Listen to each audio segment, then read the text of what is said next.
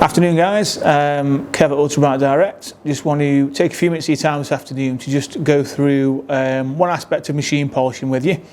Now that is pad selection and compound selection. So we've had quite a few questions and queries over the last couple of weeks about which pad to use when you're dealing with what sort of paintwork, and also about how to correctly use and maintain your pads. Now that's increasingly important, especially with the microfibers, which we'll get onto in a second. So in our range, you've got two types of pads. We've got our corrected pads, which are our foam dual action machine pads, and they come in the larger size, so they come for the DA12 and the 21, and also for the DA3 and the smaller sizes as well.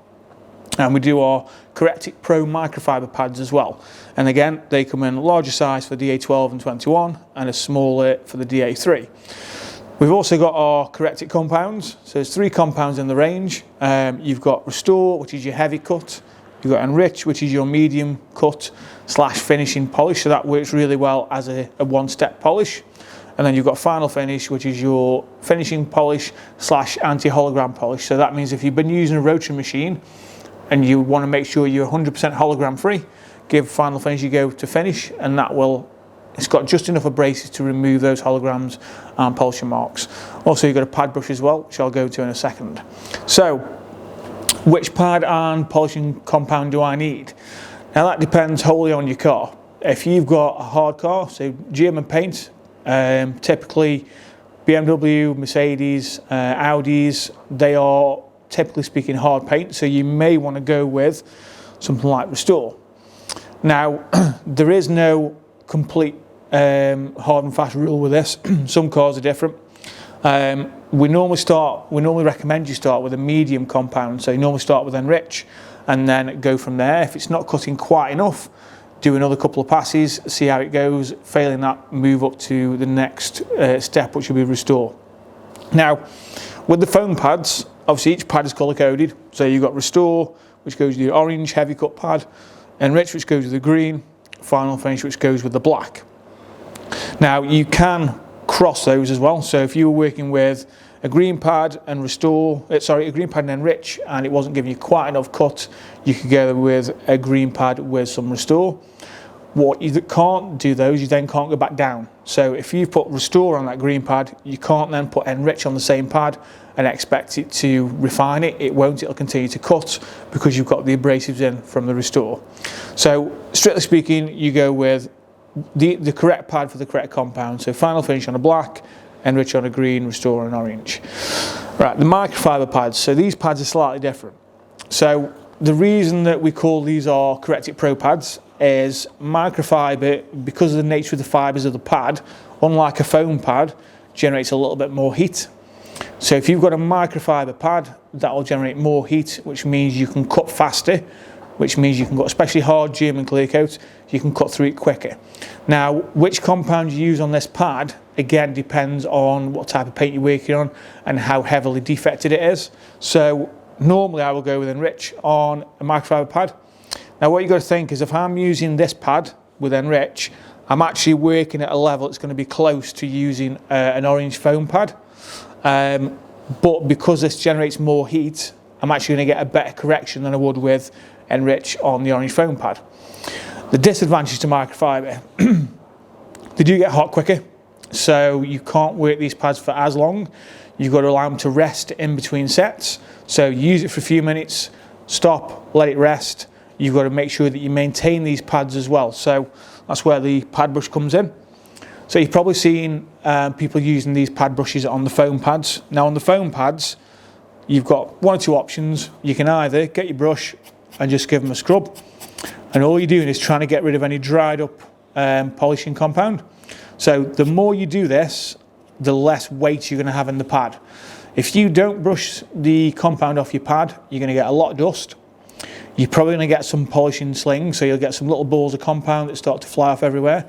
Also, you're increasing the amount of weight in the pad itself. That can lead to premature pad failure.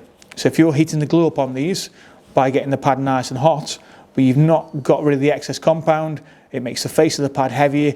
You then lift the machine slightly and it can cause premature failure of the glue on the backing. So very important to maintain them as you use them, to give them a brush off after each set. Now the microfiber pads. these have got another facet to the way you should maintain these. So not only are you brushing these to get rid of the excess compound, you actually need to fluff the fibres back up. So when these are in use, the fibres will go flat.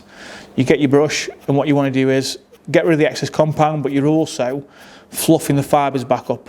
If the fibres are standing up, it'll cut very efficiently. If you try and use it with the fibres all flattened, it's not going to cut anywhere near as effectively. Now, to do a full car, we recommend a minimum of 2 microfiber pads. That allows you to use one while one's resting, and then pick up that one that was resting, reuse that, and start on the next panel. If you try and do a whole car with one of these, and you're doing it in very, very quick succession in terms of your sets, these will overheat. They do get very, very hot, and again, you can soften the glue and these pads can separate. Now, a lot of this is down to the fact that either, again, you're allowing the compound to build up too much in the pad, which creates weight. You get the glue hot and then you lift the pad slightly, and it can lead to, again, premature separation. Or you're not using the correct size pad for the panel that you're working on. So foam pads are a little bit more forgiving. I could use a foam pad. If I was machining the top of a wing, I could use a foam pad, and I'm using just the bottom half of the pad. The top half is free spinning up here. You can do that with a foam pad because they're a little bit more forgiving. They don't generate the same amount of heat. Microfiber pads, you don't realistically want to be doing that. So if you're doing a small panel, or you're doing the top of a wing or the top of a door, you want to use the correct size pad for the panel that you're working on. So you don't want to have this pad after it's already got hot going over an edge like that, because again, this free spinning area up here, it's got a lot of weight to it, and the glue's warm. As soon as you lift pressure off, it can cause premature separation. So if you're doing a smaller area, use a DA3 and use a smaller pad. So in terms of longevity, foam pads, you probably get a dozen cars out of a foam pad before it requires replacements. Microfiber pads aren't as long lasting as foam pads. We don't expect them to be. They are a lot more heavy cut, so they're a lot more coarse in nature. They heat up faster, and if you look at the actual density, they're a lot thinner. So that heat goes straight into where the glue is a lot faster than it would on the foam pads. So again, I'd expect to get between 3 to 6 cars maybe out of a microfiber pad if I'm using it correctly and if I'm resting it enough as well. So again, if you're trying to do one car with one pad and you use this pad for the whole car, you might find you only get 2 to 3 cars out of that one pad, provided you're using it correctly. So what we want to do is, I'm going to follow me through to the bay in a second, and I'm just going to show you how to use these pads, how we recommend you maintain them, and how you get the best out of them, and what not to do and how not to use them. So follow us through to the bay, guys, and we'll give you a demo. Okay guys, now we're in the detailing bay. I'm going to give you some demonstrations of how to correctly prepare and use your new pads. So we're going to break this into sections. I'm going to show you foam pad, we're going to show you a microfiber pad, and then we're going to show you a few do's and don'ts. Now, the most important thing to remember, first off, is obviously to choose the correct size machine. So we've got the DA21. Now, so the DA12 is exactly the same in terms of its physical appearance to this. The only difference being is it's got a shorter throw. So we're going to use a 21 for the purpose of this video. I've also got the 3 as well. So the DA3 has got a 12mm throw, but a 3-inch backing plate. So that's perfectly suited for these 3-inch pads. Okay, so the first thing I want to do is select the pad that I'm going to use. So I'm going to go for a green foam pad. Now, I could just slap that on there. There you go. Job's a good one. As you can see, it's nowhere near level. So the most important thing before you even start to machine polish or prime your pad at all is to make sure you get the pad as close to central on the backing plate as possible. So it doesn't matter if there's a little bit of a lip there, which is slightly. The pads aren't always perfectly circular, but that will be offset by the throw of the machine. Okay, so brand new pad, there's no compound on there, so it's going to be really, really dry. So to prime the pad, I'm going to get me Enrich. Always make sure the lid's closed before you shake it. I've done that a few times. Okay, so I'm going to open the lid. So we're going to start off by applying about 8 to 10 pea-sized blobs of Enrich around the pad. Okay. Now you might think that's quite a lot of compound, which it is. But that's to ensure that when I then put the pad on the car, I'm not going to introduce any dry spots to the pad. So as the pad rotates, it's going to be perfectly lubricated by the compound. We don't want to get any dry spots or any squeaking. So next thing I'm going to do is make sure your machine's always on speed 1. So start at speed 1. Now I'm going to start on this door. So I'm going to spread the compound over an area of roughly a foot square. Okay. Now, I don't want to go all the way down to the bottom of the door because 1, I'm sitting on a stool, it'll be quite uncomfortable, and 2, that would be better done as a separate section. So I'm going to keep it to an area where I'm quite comfortable holding the machine. I can move it from side to side, so I'm not moving the machine outside the width of my shoulders. So I'm not going over here with it, I'm not going over here with it, so I'm not overextending. So make sure it's on speed 1. Always start and stop the machine on the panel. So start the machine on there. Now I'm going to pull the trigger in, press the trigger lock, okay.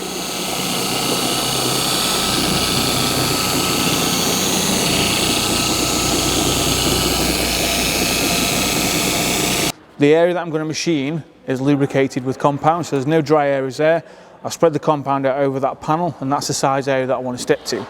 So now I'm going to start going up through the speeds. I'm not going to spend a great deal of time showing you because it's just about the pads mainly, but I'll just show you what I mean. So again, on speed 1, what you want to make sure is that the machine is flat against the panel. So the pad is completely flat. I'm not leaning on it one way, so I'm not pulling it out, I'm not pushing it in. It's purely flat on the edge of the panel. So that's the way to make sure that 1, the pad isn't going to overheat, and 2, you're going to maximise the amount of cut that you're going to get from your pad and polish combination. Now, I can apply a little bit of pressure to that and cut quicker, or I can let the machine do all the work depending on what I'm trying to do.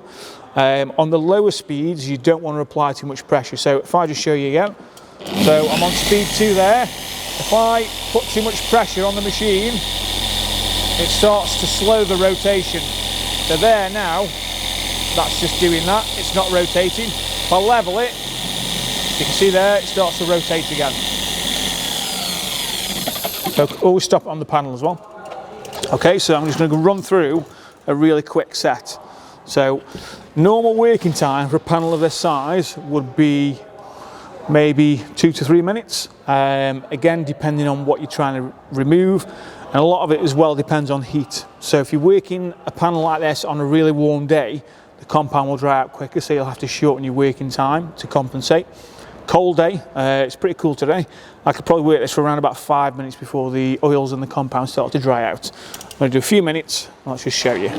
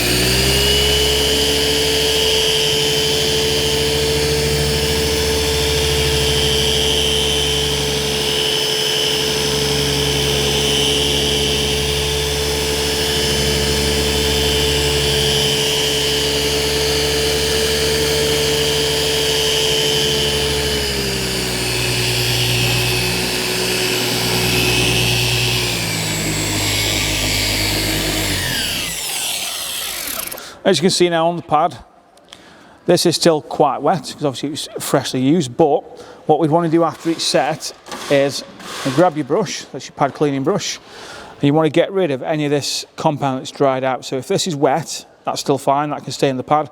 It means you won't have to use as much compound the next time round, but as you can see when I scrub it, you're getting rid of most of that dry compound off the surface, which means that you're going to reduce the amount of dust that it's going to produce, and you're going to get the maximum cutting efficiency from your pad as well. So now if I was then going to use that pad again, what I'd do is, rather than putting on the 8 to 10 pea-sized drops I did the first time, all I'm going to want to do is apply and get it out. 1, 2, 3, 4. Okay. Now you might be thinking the opposite. That doesn't look like a lot of compound, and it's not. But if I touch this, that is all still wet. So the rest of this pad has still got compound within it. So I'm just adding a little bit more just to top it up. And then I could then go again on the same panel, or I can move on to my next section. So I'll leave that there a second, and then we'll swap over to the microfiber. So I'm just going to give you a demonstration now with our Microfibre Pro corrective pads, and how to prepare these for use, how to use them, and how to maintain them after use as well. So again, similar to the green pad, you want to make sure that the pad goes on the machine as flush as you can get it. So again, make sure, this may take you a couple of attempts.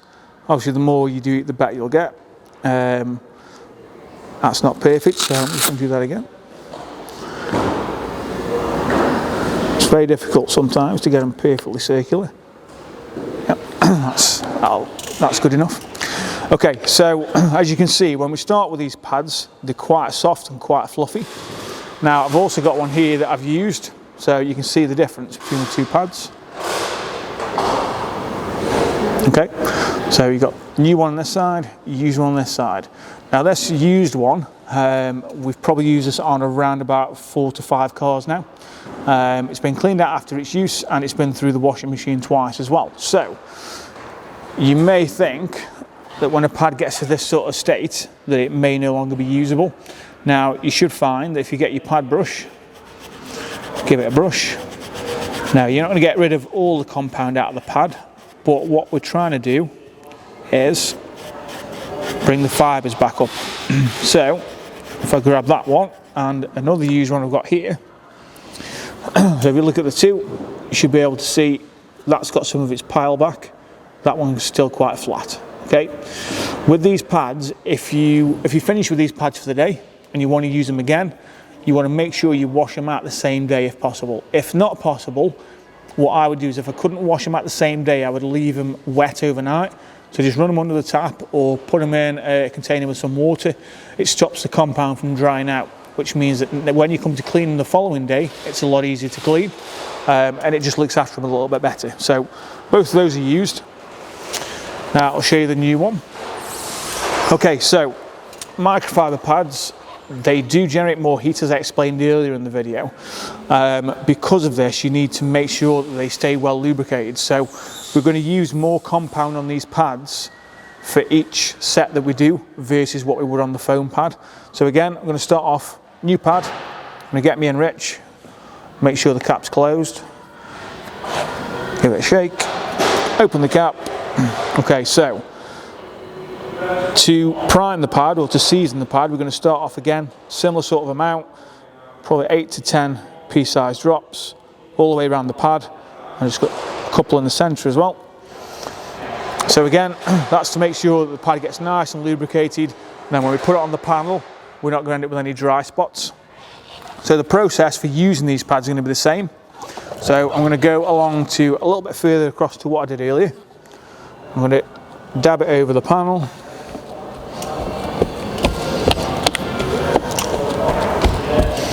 Okay, and then now that the compound's worked into the pad and onto the panel, start off speed 1, same as I did before.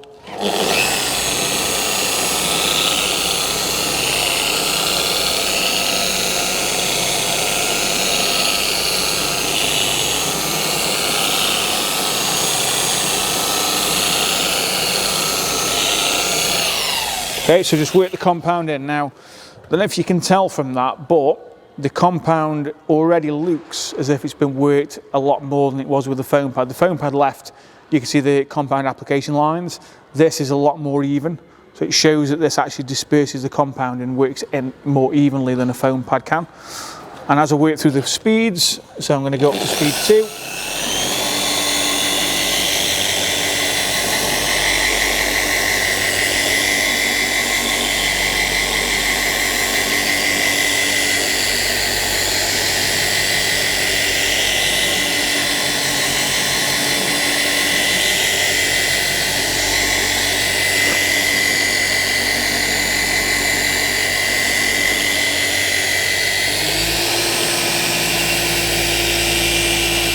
Okay, so I've worked that up to speed 6. Now you might not need to go that fast. DA, so like the 21 and the 12, their peak sort of efficiency is between speeds 4 and 6. So speed 4 would be the minimum I want to work this on, up to speed 6. Now, I feel that there's not a lot of heat in that. If I work this for a few more minutes, this will get quite warm. So I've shortened that just for the purposes of demonstration. So you can see this pad is now gone flat, similar to the used pads that I showed you earlier. Okay, not to the same degree. Now again, I'm going to grab my brush and I'm going to go. Now you can see, we'll show you sort of like a 50-50. Okay, so you can see the difference. So that's the pile that's been brushed, pile that hasn't been brushed. So if I continue to use this pad in that state, it won't cut very effectively and it'll clog up with compound a lot faster. If I keep brushing it and getting it back to that for each set, it should cut more efficiently and it will last longer as well. So as you can see, brush and get rid of that. Now, you can, so with the foam pads, you can operate the machine like so and do that with a brush. And that will clean the foam pads pretty effectively. Now, we don't recommend doing this with the microfiber, especially if they're hot, because if this glue is softened and you free spin the machine, which basically means doing that, it can weaken the pad and that can cause premature separation. So similar to what I'm going to show you in a second. So all you want to do is hold the head of the machine, give it a brush, and that should be sufficient. You can also use compressed air as well. So if we're doing a lot of heavy correction work with a microfiber pad, we've got to compress it and I just blow it out with compressed air. That's a bit more efficient, but brushing with the pad brush should be sufficient. Okay, so that's the microfiber. Now, the next part I'm going to show you is about working on the correct size and shape of panel. So, as you may have seen, top of the door is shaped so it's slightly slanted compared to the face of the door. So I could take that machine and that would fit quite snugly on that section of panel there. But it does mean I've got to move the machine to follow the curve like that. Now, with the larger machine, like the 21 or the 12, with the bigger pads, anytime that you've got the machine level, so that's in a position now where the machine will spin freely, it leaves a gap at the top of this pad here so I can get my finger behind. Now, if the glue on this pad is hot and you've been using it for a while and you've got that space, that open space above, again, that can be where the pad, the face of the microfiber pad becomes separated from the foam. So you can still do an area like this, just be mindful not to overheat the pad. So if I've been using this pad to do an entire panel beforehand and I've not been resting it between sets for at least a few minutes, that may well still have some heat in it. So just be mindful when you do an area like that to let the pad cool down first. So if the pad's cool, I've got no issues with doing an area like that. That sort of gap that it leaves at the top is not severe enough as it should cause issues to a cool pad, but it may do to a hot one. Now, if I'm going to move on to do another curved area of the vehicle, so say for example I was going to do the A-pillars up here, I definitely wouldn't want to use that for the A-pillars. It's not the right size and it's not the right machine. DA3 is more suited for that, which is what I'm going to show you in a second. So when we're doing an area of the vehicle that's curved or it's quite narrow, like the top of these A-pillars, using the larger pad can be done, but like I say, you leave a lot of free spinning pad above where the roof is here. So with a foam pad, again, as long as it's pretty cool, it shouldn't be that much of an issue. So if you've only got a DA12 or a DA21, I'm not telling you not to do an area like this with that machine, because you can do. Just be more mindful about the stress and the strain it's putting on your pads. So if you've got microfiber and foam, I would use a foam for this one because they are a little bit stronger. So a little bit more adaptable, so you can work it over an area like that because they're a thicker pad as well. Microfibers, for example, if I was going to use a microfiber, if I needed to do an aggressive cut or I was trying to do a correction, I'll be using a DA3 and I'll be using a 3-inch microfiber because that fits there perfectly, and I can work that all the way along there, even to the sort of narrow area there. As long as the central shaft of the machine is above the middle of that panel, it should rotate perfectly. Okay, so I'm just going to show you it again, just a quick demo. So I'm going to take my enrich. There's a slightly different technique with using the DA3 on smaller panels like this. So make sure it's on speed 1.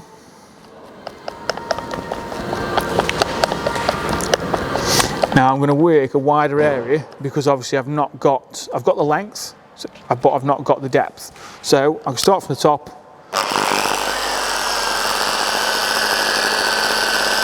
And work it along.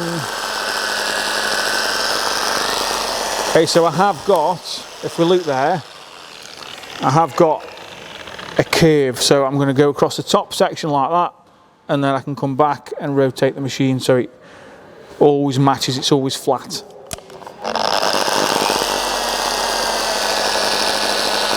Okay, so I can do it that way.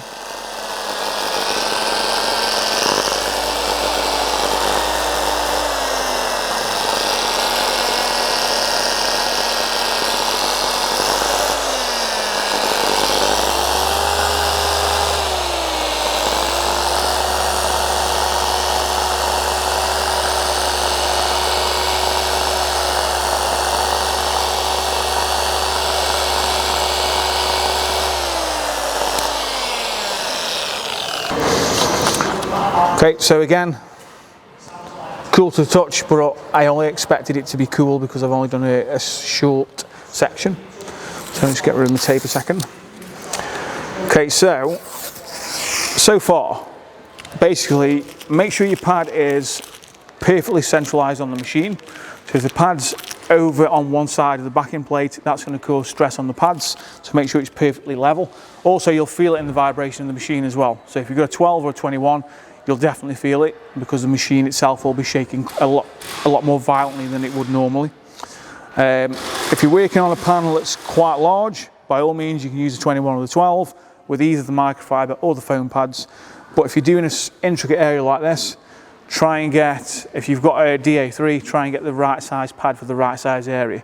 If not, use a 12 or a 21, but make sure your microfiber pad's completely cool, or use a foam pad. Foam pads are a little bit more durable, so they will take curved panels a little bit better than the microfiber as well.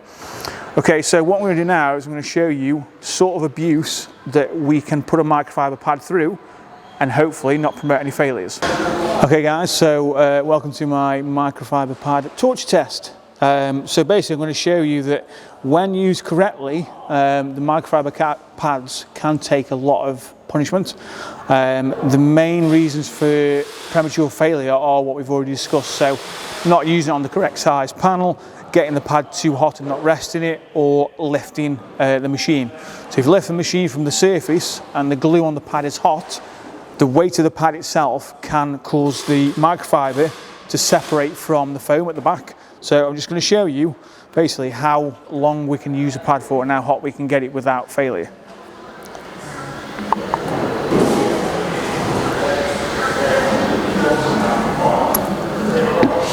Okay, so I'm going to use my test panel for this. Obviously I don't want to do it on a vehicle, so I'm going to do the same sort of size areas I did on that last vehicle.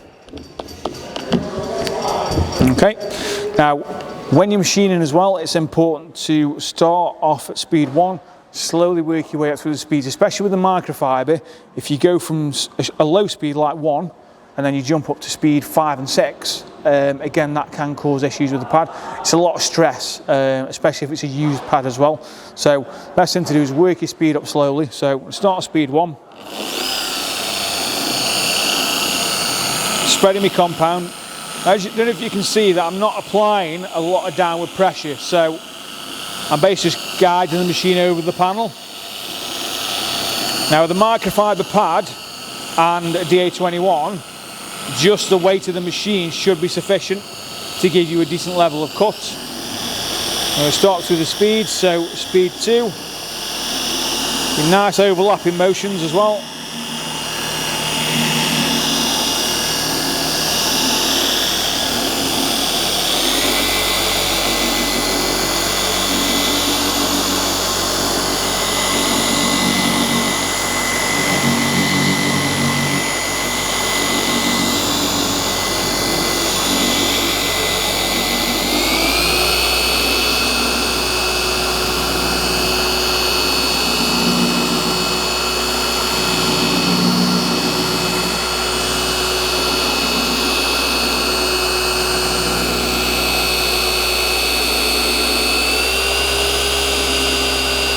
Okay, so that's speed 6. So 0 pressure. I'm going to put a little bit of pressure.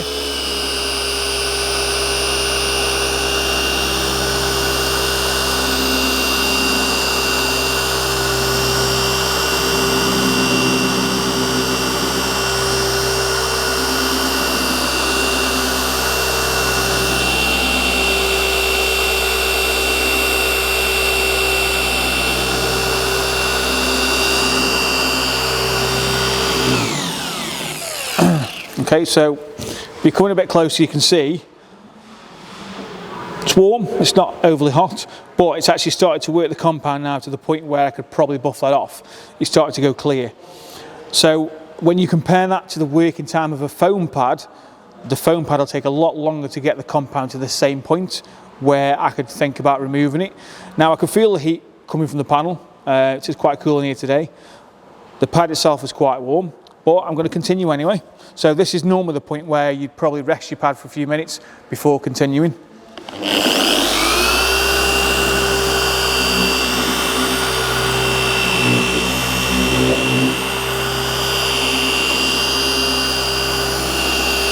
Okay, so we're going to do something now that you shouldn't normally do. A lot of pressure.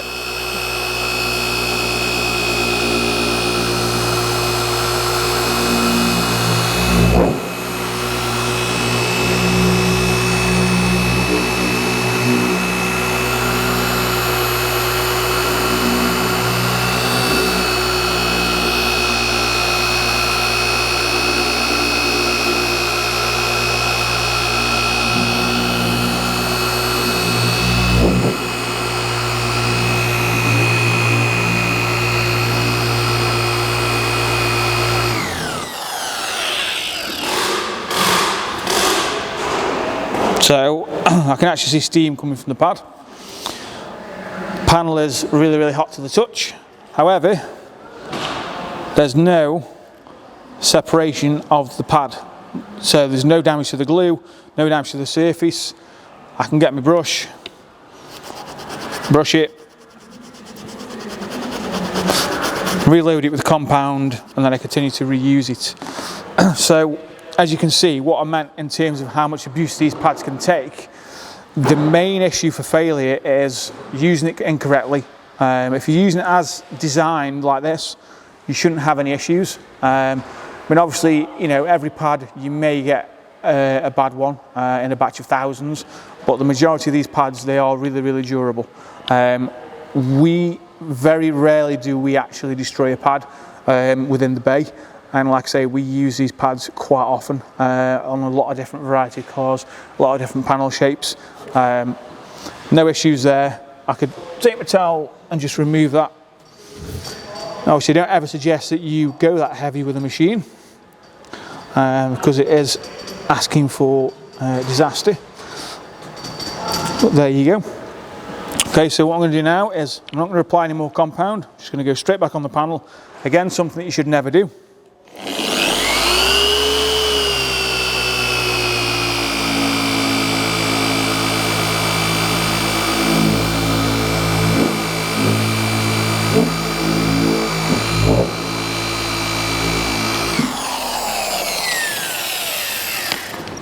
Again, really, really hot.